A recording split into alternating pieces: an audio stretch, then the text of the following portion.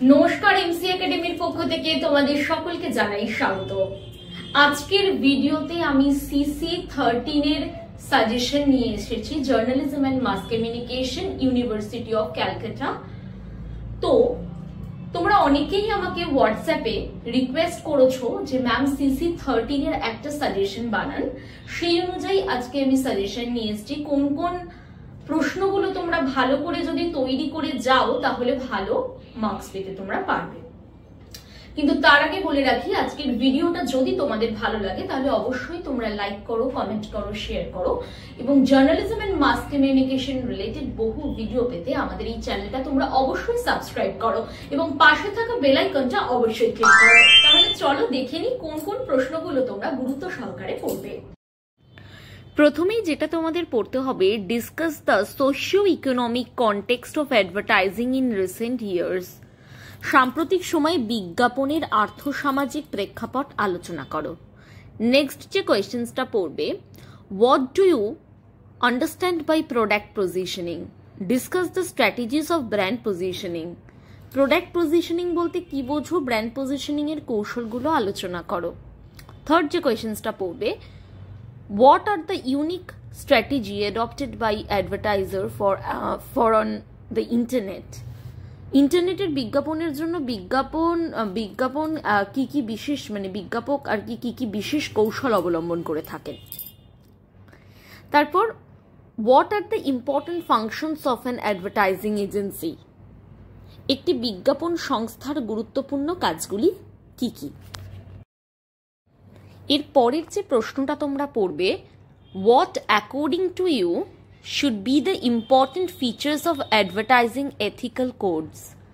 বিজ্ঞাপনের নীতিসমূহের মধ্যে গুরুত্বপূর্ণ বৈশিষ্ট্যগুলি কি হওয়া উচিত বলে তোমার মনে হয়। তারপরের প্রশ্ন, what strategies do advertisers adopt for surrogated advertisement?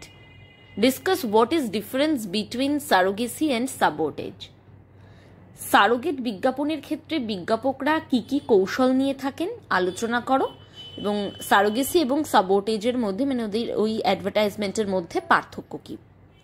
তারপরের প্রশ্ন, what is ad campaign? How is it planned? What are the 3 phrases of campaign creation? Answer with suitable examples. বিজ্ঞাপন ক্যাম্পেইন কি, এর পরিকল্পনা কিভাবে করা হয়, ক্যাম্পেইন নির্মাণের 3টি ধাপ কি কি, ওটাকে উপযুক্ত উদাহরণ সহ উত্তর দিতে বলা হয়েছে।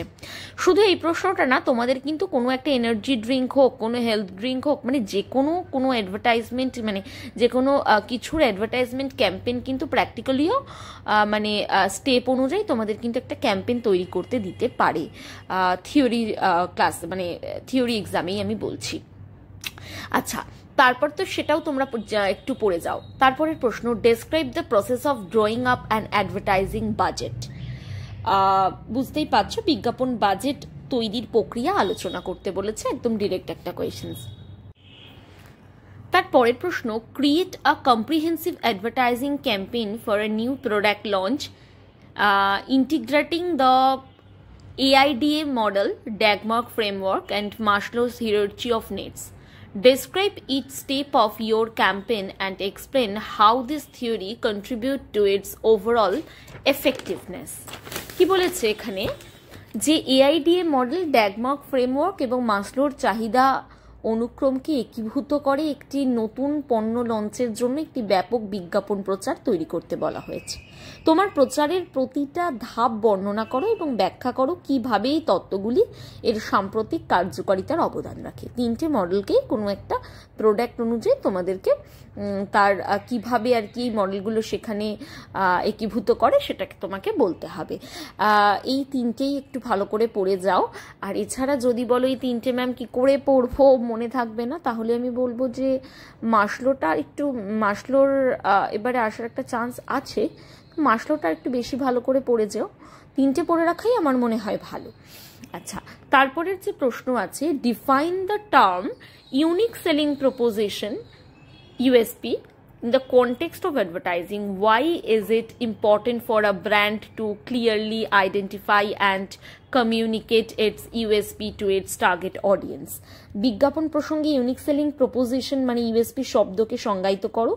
কেন একটি ব্র্যান্ডের জন্য তার লক্ষ্য দর্শকদের কাছে তার ইউএসপি স্পষ্টভাবে শনাক্ত করা এবং যোগাযোগ করা গুরুত্বপূর্ণ বা জ্ঞাপন করা গুরুত্বপূর্ণ।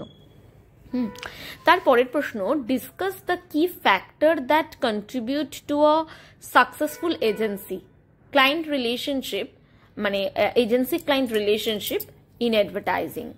তো how can both parties work together to ensure long term collaboration and mutual success?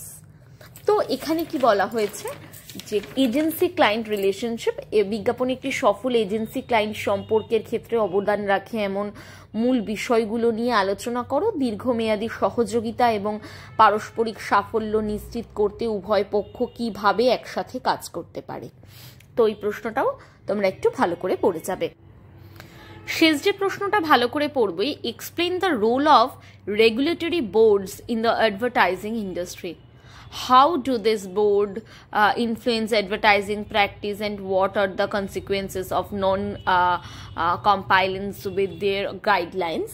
তো বিজ্ঞাপন শিল্পীর নিয়ন্ত্রক বোর্ডের ভূমিকা ব্যাখ্যা করো। এই বোর্ডগুলি কিভাবে বিজ্ঞাপনের অনুশীলনগুলিকে প্রভাবিত করে এবং তাদের নির্দেশিকাগুলো মেনে না চলার পরিণতিগুলো বা কি কি, এইটা নিয়ে আলোচনা করতে হবে। আমি যে প্রশ্নের লিস্টটা দিলাম তোমরা যদি ভালো করে তৈরি হয়ে যাও এবং ভালো করে যদি প্রশ্নগুলো তোমরা তৈরি করো তাহলে অবশ্যই তোমরা কমন পাবে।